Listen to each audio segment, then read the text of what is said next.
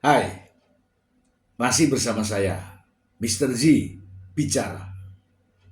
Tentu saja bicara tentang kebenaran berdasarkan fakta, data, dan realita.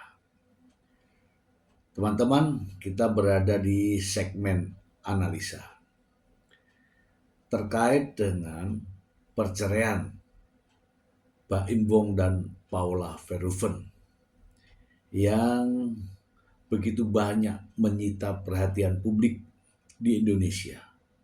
Karena kedua-duanya adalah public figure yang begitu banyak penggemarnya, termasuk saya. Teman-teman, perjalanan pernikahan Baim Wong dan Paula Verhoeven telah berakhir dengan keputusan-keputusan yang sangat kontroversial. Mengapa demikian? Begini teman-teman, sebenarnya ini ingin saya menyampaikan ini beberapa waktu yang lalu. Namun saya melihat belum tepat ya, karena situasinya. Teman-teman masih ingat bagaimana Baim Wong konferensi pers saat mengajukan gugatan cerai kepada Paula Verhoeven di Pengadilan Agama Jakarta Selatan. Ketika itu konferensi pers dihadiri begitu banyak wartawan dan Baim Wong didampingi oleh sang pengacara yaitu Fahmi Bahmid. Namun sebelum itu teman-teman, Baim Wong dan Paula Verhoeven menikah pada tanggal 18 November 2019. 18 November 2019. Pernikahan keduanya ini dikaruniai dua orang putra, yaitu Keanu Tiger Wong dan Kenzo El Drago Wong, yang lahir pada tanggal 27 Desember 2019, itu anak pertama, dan tanggal 9 Oktober 2021 itu anak kedua. Teman-teman, tanggal 7 Oktober 2024, Baim Wong menyampaikan kepada para wartawan ya, tanggal 7 Oktober 2024 mengajukan gugatan cerai, kemudian konferensi pers di depan para awak media, para wartawan. Nah, kita cermati di sana. Satu kalimat yang disampaikan Baim Wong, ya kita urutkan ya, ada yang namanya menyinggung persoalan Baim Wong tidak terima dikatakan pelit. Ini dipegang dulu ya teman-teman ya, kalimat ini ya. Baim Wong dikatakan pelit, dan itu dikatakan oleh istrinya katanya, Paula Verhoeven. Kemudian alasan perceraian adalah adanya pengkhianatan atau ada orang ketiga antara Paula Verhoeven dan orang terdekatnya yaitu Nico Surya. Begitulah ceritanya. Garis bawahi semua apa yang saya ucapkan ini, karena akan sampai pada kesimpulan. Kemudian teman-teman, tanggal 16 April ya, tanggal 16 April kalau tidak salah ya,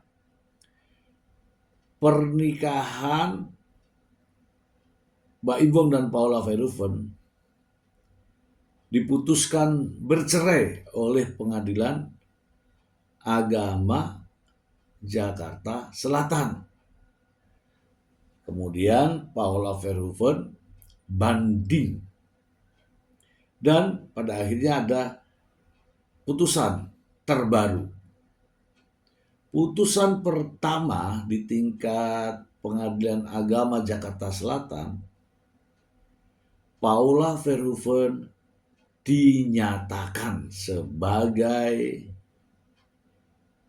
terbukti adanya pihak ketiga, kemudian diputuskan sebagai istri yang nusus atau istri yang durhaka, sehingga tidak menerima hak-haknya terkait dengan nafkah kecuali yang diberikan, ya. Kan ada 3 nafkah itu ya, nafkah idah, nafkah madiyah, nafkah mut'ah. Kemudian terhadap anak, teman-teman ingat kan, terhadap anak diasuh bersama 2 minggu di Paula Verhoeven, kemudian 2 minggu di Baim Wong. Lantas karena putusan ini Paula Verhoeven tidak terima sebagai dikatakan istri yang nusus, istri yang durhaka. Karena Paula Verhoeven tidak pernah merasakan namanya istri durhaka atau tidak pernah merasa durhaka kepada sang suami. Banding, teman-teman. Putusan banding tanggal 18 Juni kemarin kalau tidak salah ya, 2025.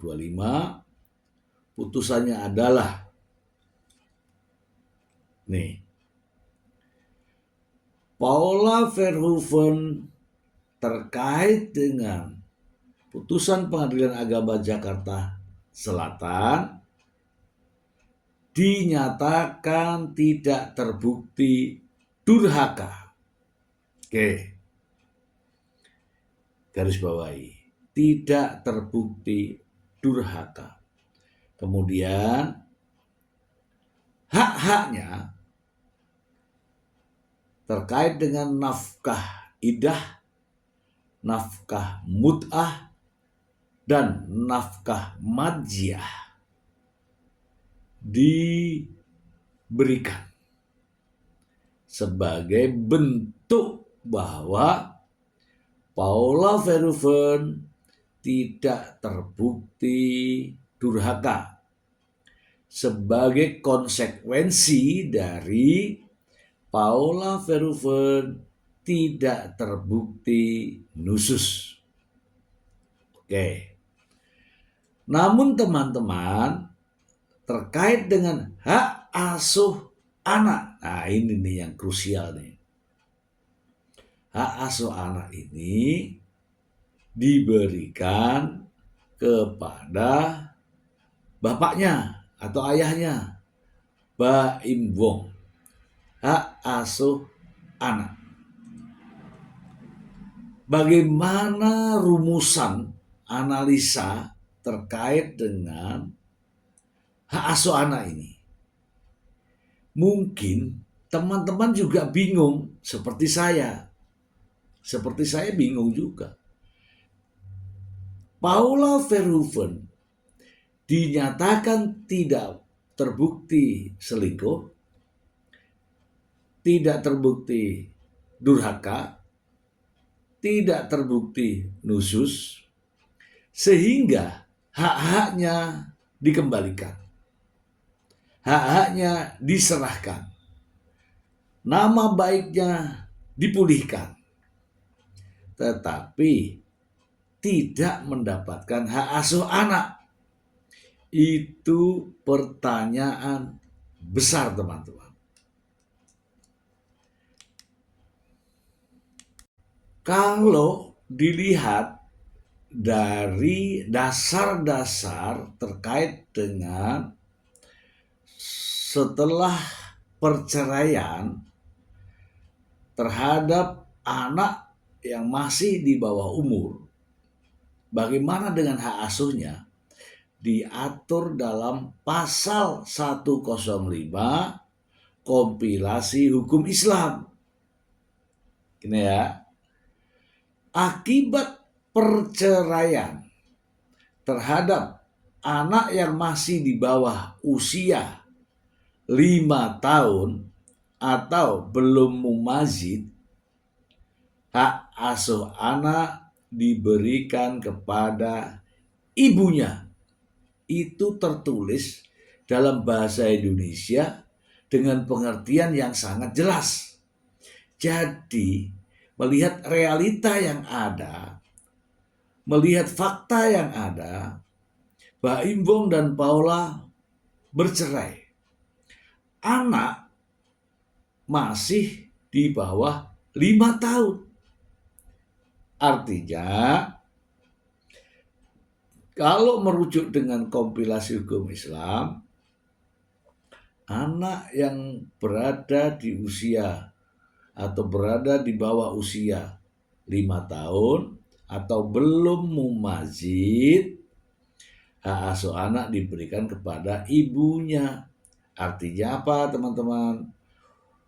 Putusan yang di dalam putusan banding menyerahkan hak asuh anak kepada ayahnya itu bertentangan dengan hukum kompilasi hukum Islam.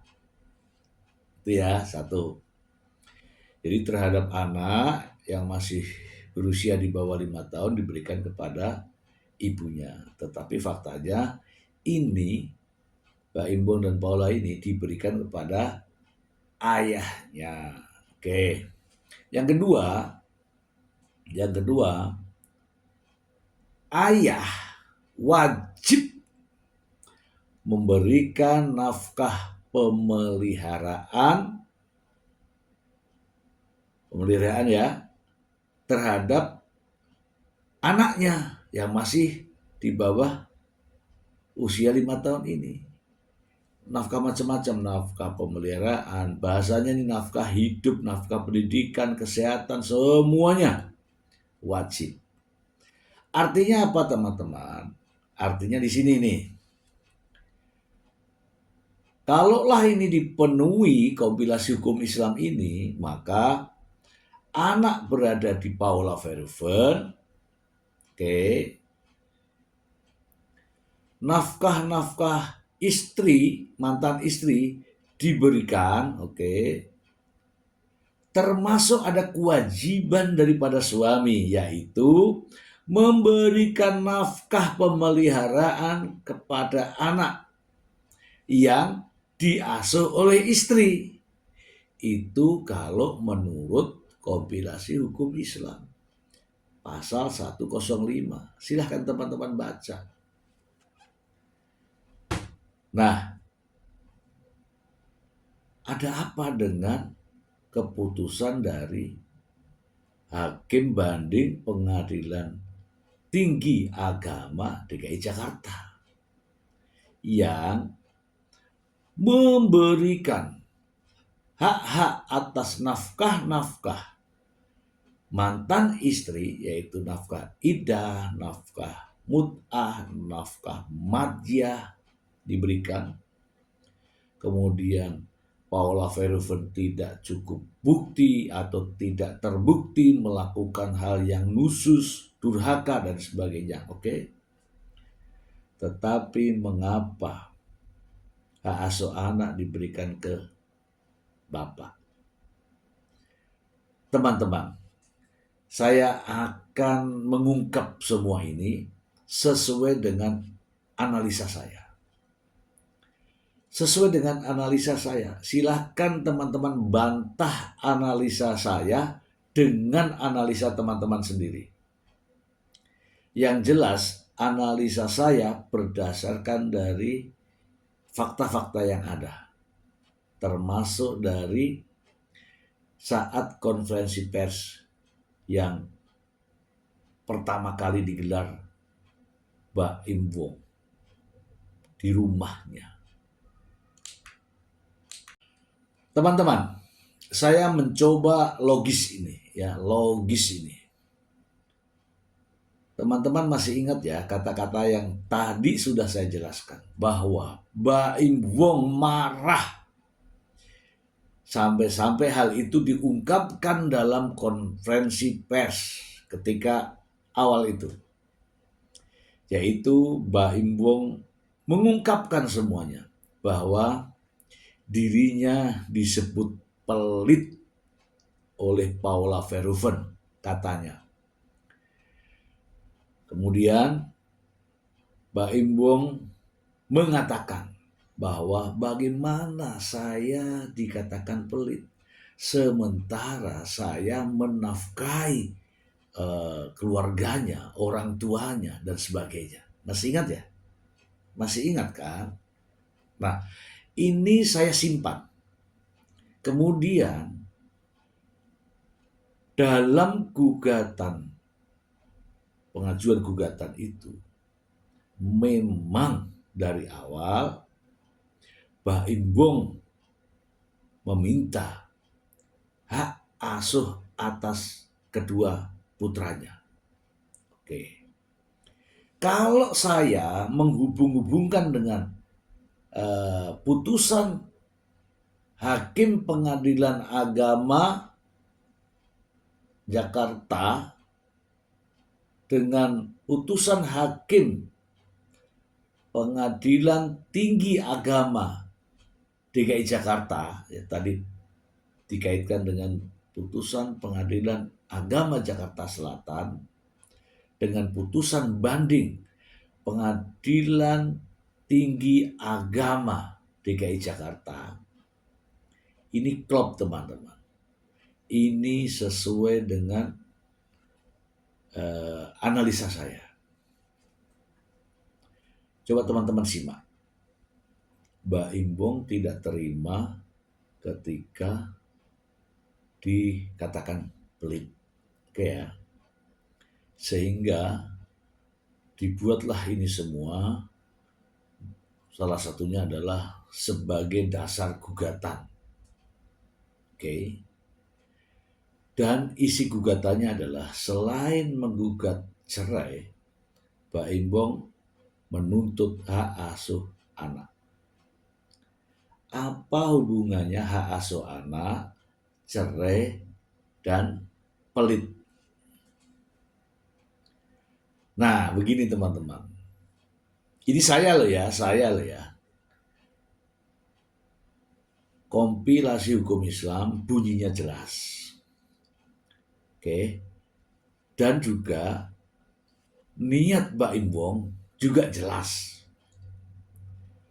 Konferensi pers saat itu jelas. Artinya ini sudah jelas semua ya. Nah, kalau putusan Pengadilan Tinggi Agama DKI Jakarta memutuskan hak asuh anak diberikan kepada ibunya, Paula Verhoeven, apakah yakin bahwa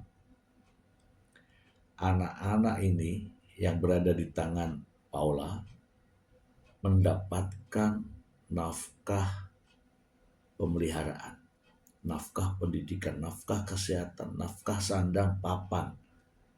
Yakin nggak kira-kira?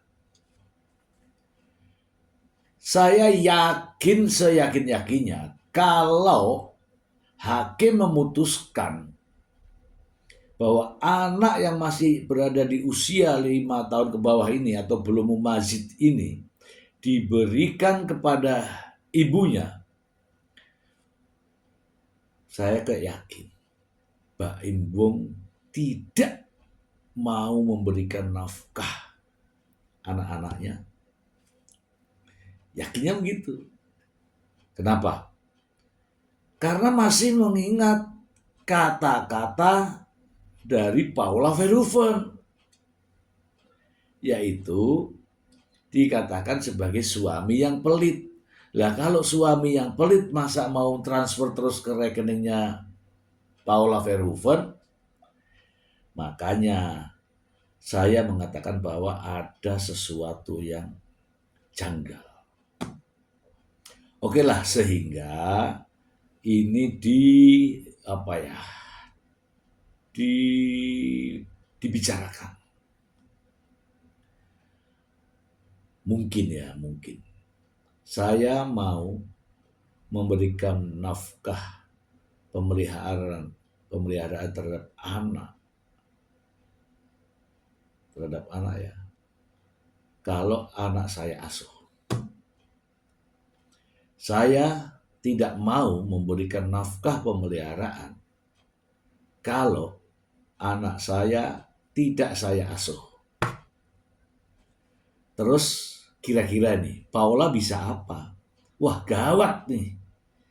Kalau asuh anak jatuh ke saya, lantas tidak disupport dengan biaya-biaya, maka disinilah ada keputusan dari Paula Verhoeven. Ya sudahlah kalau begitu. Kamu asuh anakmu, kau pelihara anakmu dengan kewajibanmu. Tetapi hak-hak saya semuanya diberikan.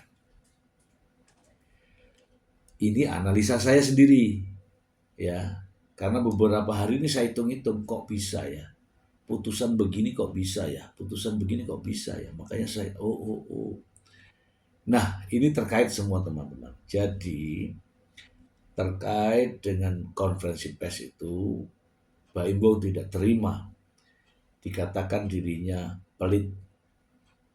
Oke, karena dia merasa bahwa saya tidak pelit. Saya memberikan nafkah kepada istri saya termasuk keluarganya. Jadi saya tidak pelit. Tapi ini masih terekam di kepalanya Mbak Imbo. Kalau hak asuh anak jatuh ke Paula Verhoeven, berarti saya masih ngirim dong transfer. Padahal dia dikatakan pelit, kan begitu. Tidak mau. Maka inilah win-win solution. Artinya apa? Ada kebebasan sebelum putusan ini, ada mediasi juga di antara keduanya. Dan Paula mengambil langkah bijak demi anak-anaknya. Belum tentu dong kalau di tangan Paula dengan kewajiban nafkah hidup anak-anak. Berat bagi Paula, ya kan? Makanya inilah solusinya. Jadi nama baik Paula dikembalikan, hak-haknya dipulihkan, diberikan, tetapi hak asuhnya diserahkan kepada bapaknya dengan pertimbangan itu tadi yang masih berkaitan dengan materi dan masih berkaitan dengan kata-kata yang diucapkan oleh Mbak Imbong sendiri saat konferensi pers, yaitu istrinya pernah mengatakan bahwa suaminya pelit dan Mbak Imbong tidak terima itu. Buktinya digelar dalam konferensi pers. Itu saja teman-teman analisa saya terkait dengan persoalan ini. Ya semoga saja setelah perceraian ini keduanya baik-baik saja, ya putusan sudah diambil, Paula Verhoeven juga sudah legowo, Mbak Imbong juga sudah menerima kedua putranya pada naungan hak asuh anak, maka kami mendoakan yang terbaik untuk mereka. Itu sih dari saya. Yang tidak terima dengan analisa ini bisa menghubungi channel ini. Dan harus juga dengan analisanya. Semoga bermanfaat teman-teman. Terima kasih. Bye.